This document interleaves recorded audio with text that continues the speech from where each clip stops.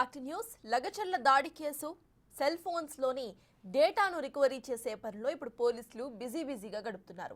ఇందుకోసం పట్నం నరేందర్ రెడ్డి కస్టడీకి తీసుకొని విచారిస్తున్నారు. నరేందర్ రెడ్డిని 5 రోజులు కస్టడీ కోరుతూ కొడంగల్ కోర్టులో పిటిషన్ను దాఖలు చేశారు పోలీసులు. ఈ కస్టడీ పిటిషన్ పై నేడు విచారణ జరగబోతోంది. అయితే బీఆర్ఎస్ నేత పట్నం నరేందర్ రెడ్డి ఆయన అనుచరుడు సురేష్ సెల్ ఫోన్స్ రికవరీలో పోలీసులకు సవాళ్లు ఎదురవుతున్నాయి. నరేందర్ రెడ్డి ఐఫోన్ను పోలీసులు స్వాధీనం చేసుకున్నారు. కానీ దీనికి సంబంధించిన పాస్వర్డ్ ను చెప్పకుండా పోలీసులను నరేందర్ రెడ్డి ఇబ్బంది పెడుతున్నారని తెలుస్తోంది. దర్యాప్తులో భాగంగా నరేందర్ రెడ్డి ఫోన్ లో ఉన్న సీక్రెట్స్ ను వెలికి తీసేందుకు పోలీసులు యత్నిస్తున్నారు. అయితే అరెస్ట్ చేసిన రోజే ఆయన ఐఫోన్ ను స్వాధీనం చేసుకున్నారు పోలీసులు. కాల్ డేటా ఆధారంగా డీటెయిల్స్ ను సేకరించారు. ఘటనకు ముందు కేటీఆర్ సహా పలువురు ముఖ్య నేతలతో మాట్లాడినట్లుగా గుర్తించారు.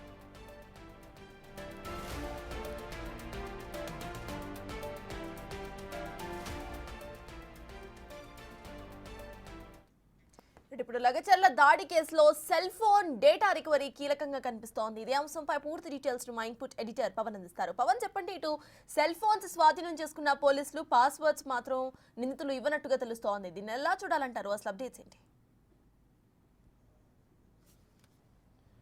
గత నెల 11వ తారీఖున లగచర్లలో అటు ప్రజాభిప్రాయ సేకరణకు వెళ్లిన కలెక్టర్ ప్రతీక్ జైన్ పైన అటు రోటిబండ తండా గ్రామస్తులు దాడి చేశారు. ఈ దాడిలో సురేష్ అనే బీఆర్ఎస్ నేత చాలా కీలకంగా వ్యవహరించారు. ఆ దాడి తర్వాత సురేష్ అజ్ఞాతంలోకి వెళ్ళిపోయాడు. పోలీసులు తీవ్రంగా గాలించి అతన్ని అరెస్ట్ చేయడం, ఆ తర్వాత అటు పట్నం నరేందర్ రెడ్డిని ఈ కేసులో ప్రధాన నిందితుడిగా అదుపులోకి తీసుకోవడం జరిగింది. అయితే ముందుగానే పోలీసులు వీళ్ళ కాల్ డేటా ఆధారంగా దాదాపుగా 84 సార్లు సురేష్ ఏదైతే ప్రధాన నిందితుడు అక్కడ ప్రజలందరినీ కూడా కలెక్టర్ పైకి దాడికి రెచ్చగొట్టిన సురేష్ పట్నం నరేందర్ రెడ్డితో మాట్లాడినట్లుగా పోలీసులు వెల్లడించారు. అదే సమయంలో పట్నం నరేందర్ రెడ్డి బీఆర్ఎస్ వర్కింగ్ ప్రెసిడెంట్ కేటీఆర్తో కూడా 4 సార్లు మాట్లాడినట్లుగా పోలీసులు గుర్తించారు. మొత్తం ఈ వ్యవహారం వెనకాల కుట్రపూరితంగా వ్యవహరించారు. కావాలనే ప్రజలను రెచ్చగొట్టి కలెక్టర్ పైకి దాడికి ఉసుగొల్పారు అన్న కారణంగా పోలీసులు అయితే అరెస్ట్ చేశారు. ఇప్పటికే సురేష్ను 2 రోజుల పాటు పోలీసులు అదుపులోకి తీసుకొని విచారించారు. పోలీసుల విచారణలో చాలా కీలకమైన విషయాలను సురేష్ వెల్లడించాడు. ఆ రోజు దాడి జరిగిన వెంటనే తన ఫోన్ను సురేష్ ముక్కలుగా చేసి ఎక్కడో పడవేశాడు. ఎందుకంటే ఆధారాలు దొరకకుండా చేయాలని భావించారు. కానీ పట్నం నరేందర్ రెడ్డిని పోలీసులు అదుపులో తీసుకున్న సమయంలోనే ఆయన ఐఫోన్ను స్వాధీనం చేసుకున్నారు. కానీ ఇంతవరకు ఐఫోన్ పాస్వర్డ్ చెప్పకుండా పట్నం నరేందర్ రెడ్డి పోలీసుల విచారణకు సహకరించడం లేదు. ప్రస్తుతం పట్నం నరేందర్ రెడ్డిని 5 రోజుల పాటు కస్టడీకి ఇవ్వాలంటూ కస్టడీ పిటిషన్ దాఖలు చేశారు. దీనిపైన ఈరోజు విచారణ జరిగే అవకాశం ఉంది. ఆయన్ని కస్టడీ తీసుకొని విచారించిన తర్వాత అసలు పట్నం నరేందర్ రెడ్డి ఫోన్లోనే మొత్తం వ్యవహారం అంతా కూడా ఉండి ఉంటుందన్న అనుమానాలు పోలీసులు వ్యక్తం చేస్తున్నారు. లగచర్ల ఘటన వెనకాల పెద్ద కుట్ర ఉంది. ప్రభుత్వాన్ని అస్థిరపరచడానికి కుట్ర చేశారు. దీనికోసం అటు బీఆర్ఎస్ అగ్రనేతలు కొన్ని డబ్బులు కూడా ఇచ్చారన్న ఆరోపణలు వినపడుతున్న నేపథ్యంలో పోలీసులు చాలా క్షుణ్ణంగా ఇది దర్యాప్తు చేస్తున్నారు. ఎక్కడ ఏ పాయింట్ మిస్ కాకుండా ఎందుకు నరేందర్ రెడ్డి అటు సురేష్ను రెచ్చగొట్టాడు, భూమి కోల్పోని రైతులందరూ కూడా పోలీసులపైకి ఎందుకు దాడికి పాల్పడ్డారు, ముఖ్యమంత్రి నియోజకవర్గంలోనే ఇటువంటి ఒక చేయడం ద్వారా అలజడి సృష్టించడం ద్వారా అటు ఏం చేయాలనుకున్నారు, వీటిలన్నింటినీ కూడా వివరంగా పోలీసులు విచారణలో తెలుసుకునే ప్రయత్నం చేస్తున్నారు. దానిలో భాగంగానే అటు నరేందర్ రెడ్డి సెల్ ఫోన్ కనుక ఓపెన్ చేసినట్లయితే నరేందర్ రెడ్డి ఎవరెవరితో సంభాషణ జరిపారు, ఆయన ఎటువంటి ఆదేశాలు ఆ ఫోన్ ద్వారా జారీ చేశారు, వాట్సాప్లో ఏం మెసేజ్లు పంపించారు, ఈ వివరాలన్నీ కూడా తెలిసే అవకాశం ఉంటుంది. దాంతోనే పోలీసులు పట్నం నరేందర్ రెడ్డిని 5 రోజుల పాటు కస్టడీకి ఇవ్వాలని కోరుతున్నారు. మరోపక్క సురేష్ తన ఫోన్ను ఎక్కడ పడవేశాడు అనే దానిపైన కూడా పోలీసులకు ఇప్పటికే విచారణ వెల్లడించాడు.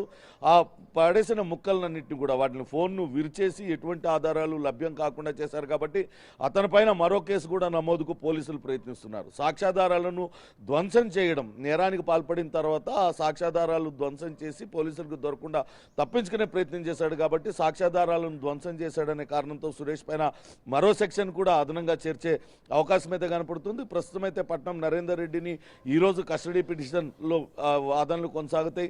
ఒకవేళ కోర్టు కనుక కస్టడీకి ఇచ్చినట్లయితే ఆయన కస్టడీలో వెల్లడించే విషయాలు చాలా కీలకంగా మారనున్నాయి మొత్తం లగచర్ల కేసు వ్యవహారంలో. దాంతో పోలీసులు ప్రస్తుతం ఇప్పుడు ఆయన ఫోన్ను ఓపెన్ చేసేదానికి, అట్లనే ఆయన కస్టడీ పిటిషన్లో ఈరోజు న్యాయస్థానంలో వాదనలు వినిపించనున్నారు. మొత్తంగా ఆయనను కనుక విచారించినట్లయితే లగచర్ల కేసులో ఇంకా ఎవరెవరు ఉన్నారు, బీఆర్ఎస్ అగ్రనేతలు ఎవరు ఈ మొత్తం వ్యవహారం వెనకాల ఉన్నారనేది కూడా తెలిసే అవకాశం ఉంటుంది. సురేష్కి ఆ ఘటన జరిగిన వెంటనే అజ్ఞాతంలోకి వెళ్ళిపోయాడు. ఆయన బీఆర్ఎస్ అగ్రనేత సహకారంతోనే ఎక్కడో ఇక్కడే హైదరాబాద్ సిటీలోనే ఆయన ఆశ్రయం పొందాడు. ఆ తర్వాత నేరుగా వచ్చి కోర్టులో లొంగిపోయాడనే విషయాన్ని కూడా పోలీసులు ఇప్పటికే కొన్ని ఆధారాలు సేకరించారు. దాని ఆధారంగానే ఇప్పుడు పట్నం నరేందర్ రెడ్డిని విచారించడానికి కూడా రంగం సిద్ధం చేస్తున్నారు సర్తాజ్. అయితే పవన్ ఇటు కస్టడీకి కోరుతున్నారు కాబట్టి అక్కడ పాజిటివ్గా అంటే పోలీసులకు కస్టడీ ఇచ్చే అవకాశాలు కోర్టు ఎంతవరకు ఉన్నాయనుకోవచ్చు? ఖచ్చితంగా ఇప్పటికే పట్నం నరేందర్ రెడ్డి అటు హైకోర్టులో తన పైన నమోదైన కేసును కొట్టివేయాలంటూ క్వాష్ పిటిషన్ను దాఖలు చేశారు. దాన్ని కోర్టు తిరస్కరించింది. ఆ పిటిషన్ను కొట్టివేసింది. అట్లనే బెయిల్ మంజూరు చేయాలంటూ కూడా ఒక పిటిషన్ దాఖలు చేశారు. దానిపైన ఇప్పటికే న్యాయస్థానంలో అటు ప్రభుత్వం తరపున న్యాయవాదులు వాదనలు వినిపించారు. ప్రభుత్వాన్ని అస్థిరపరిచే కుట్ర పన్నారు. ఈ వ్యవహారంలో మొత్తం ఇప్పటిదాకా ఎంతమందిని అరెస్ట్ చేసింది, అందులో ఎంతమంది నిజంగానే ఆ భూసేకరణలో భూములు కోల్పోతున్న వాళ్ళు ఉన్నారు, భూములు కోల్పోని వాళ్ళు ఎందుకు దాడికి పాల్పడ్డారు, ఈ దాడి వెనకాల ఏం జరిగింది, అటు సురేష్ ఫోన్ కాల్ డేటాను 84 సార్లు మాట్లాడాల్సిన అవసరం ఏమొచ్చింది, ఈ ఘటన జరుగుతున్న తరుణంలోనే కేటీఆర్తో మాట్లాడింది, వీటిలన్నిటి వెనకాల కుట్ర కోణం ఉంది. ఈ దశలో కనుక నిందితుడికి బెయిల్ మంజూరు చేస్తే ఇది దర్యాప్తు కష్టతరం అవుతుంది. ఇంకా చాలామంది నిందితులను గుర్తించాల్సి ఉంది కాబట్టి ఎట్టి పరిస్థితుల్లో కూడా బెయిల్ మంజూరు చేయరాదంటూ గతంలో అటు ప్రభుత్వం తరపున న్యాయవాదులు చెప్పిన వాదనలతో ఏకీభవించింది. ఈ రోజు కూడా ఖచ్చితంగా కస్టడీకి తీసుకొని కస్టడీలో విచారిస్తేనే ఆయన దీని మొత్తం వ్యవహారం వెనకాల ఇంకా ఎవరెవరు ఉన్నారనే విషయాలు తెలిసే అవకాశం ఉంది కాబట్టి ఖచ్చితంగా కస్టడీ మంజూరు చేయాలంటూ వాదనలు వినిపించే అవకాశమే కనపడుతుంది Sartaj. Right, thank you Pawan.